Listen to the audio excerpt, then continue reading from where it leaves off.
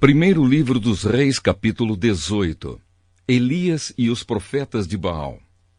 Algum tempo depois, no terceiro ano da seca, o Senhor Deus disse a Elias: Vá apresentar-se ao rei Acabe, pois eu vou mandar chover. Então Elias saiu para se apresentar a Acabe.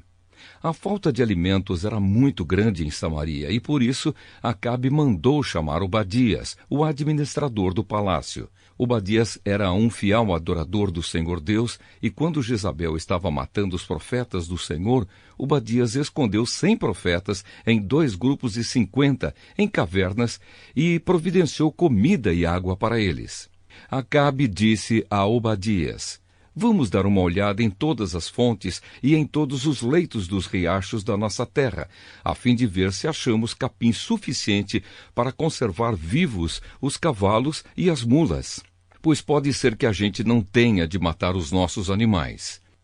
Eles combinaram que parte da região cada um devia examinar e saíram, cada um para o seu lado. Obadias estava no caminho quando, de repente, se encontrou com Elias. Ele reconheceu Elias e se ajoelhou diante dele, encostou o rosto no chão e perguntou: É o Senhor mesmo? É o meu senhor Elias? Sim, eu sou Elias, respondeu o profeta. Vá dizer ao seu patrão, o rei, que eu estou aqui. Mas Obadias disse: O que foi que eu fiz para o Senhor querer me pôr em perigo de ser morto pelo rei Acabe? Juro pelo seu Deus vivo, o Senhor, que o rei mandou procurá-lo em todos os países da terra. Sempre que um rei mandava dizer que o Senhor não estava no país dele, Acabe pedia a esse rei que jurasse que não havia sido possível encontrá-lo. E agora o Senhor quer que eu vá lhe dizer que está aqui? Pode ser que logo que eu sair daqui, o Espírito do Senhor o leve para algum lugar desconhecido. Aí, quando eu contar a Acabe que o Senhor está aqui e ele não puder encontrá-lo, ele me matará. Lembre que desde menino eu tenho sido um fiel adorador de Deus, o Senhor. Por acaso não lhe contaram que quando Jezabel estava matando os profetas de Deus, eu escondi 100 deles em cavernas em 2 grupos de 50 e providenciei comida e água para eles? Como é, então, que agora o Senhor está me mandando ir dizer ao rei que o Senhor está aqui? Ele vai me matar. Elias respondeu: Pelo Senhor Todo-Poderoso, a quem sirvo, eu prometo que hoje vou me apresentar ao rei. Então Obadias foi encontrar-se com Acabe e lhe contou o que havia acontecido. Aí Acabe saiu para se encontrar com Elias. Quando viu o profeta, Acabe disse: Então é você que está aí, você, o maior criador de problemas de Israel? Eu não sou criador de problemas para o povo de Israel, respondeu Elias.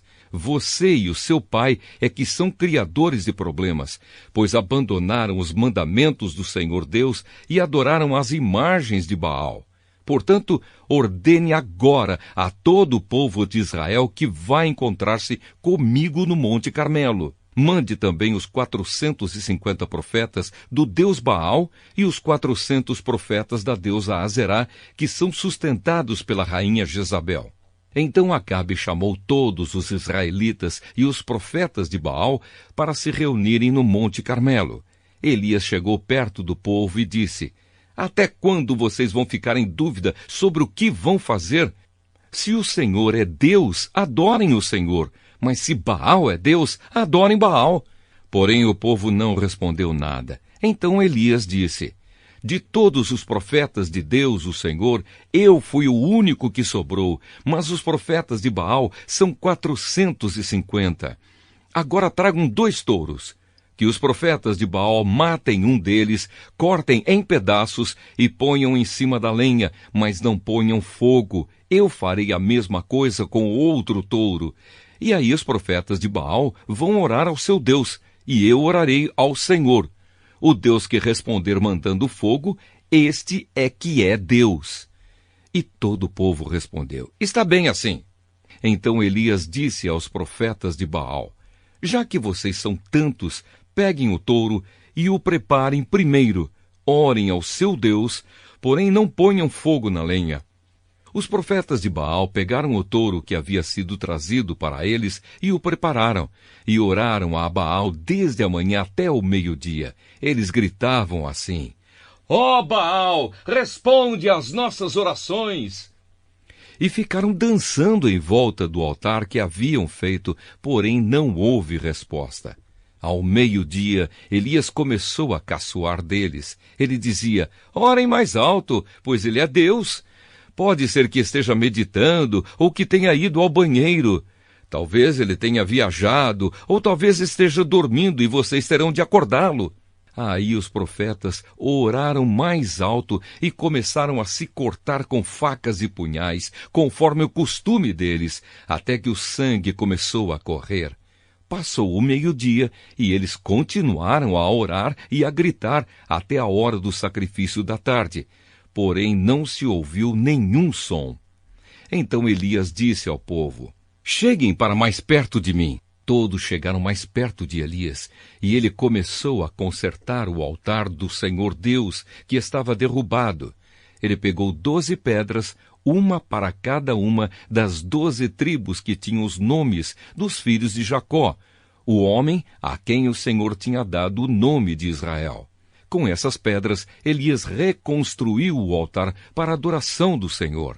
Depois, cavou em volta uma valeta em que cabiam mais ou menos 12 litros de água. Em seguida, colocou lenha no altar, cortou o touro em pedaços e o pôs em cima da lenha. Então disse: Encham 4 jarras com água e derramem sobre o animal sacrificado e sobre a lenha. Eles fizeram o que Elias estava mandando. E ele disse: Façam de novo. E eles fizeram. Façam pela 3ª vez, disse Elias.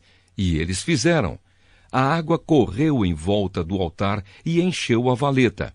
Quando chegou a hora do sacrifício da tarde, o profeta Elias chegou perto do altar e orou assim: Ó Senhor, Deus de Abraão, de Isaque e de Jacó, prova agora que és o Deus de Israel e que eu sou teu servo e que fiz tudo isto de acordo com a tua ordem. Responde-me, ó Senhor, responde-me, para que este povo saiba que tu, o Senhor, és Deus e estás trazendo este povo de volta para ti.